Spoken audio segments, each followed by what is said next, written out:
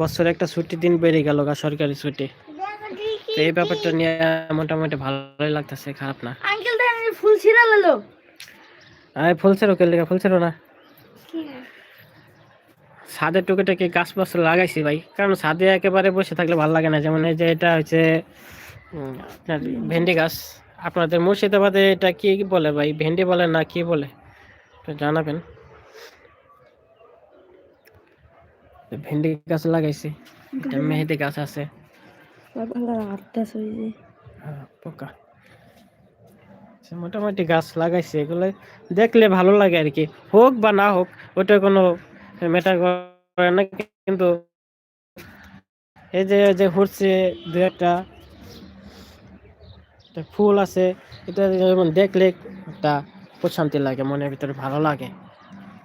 এই যে হয়েছে হয়েছে কিন্তু এখান থেকে খাই নাই, কিন্তু এখান থেকে নিয়ে কিন্তু খাই নাই।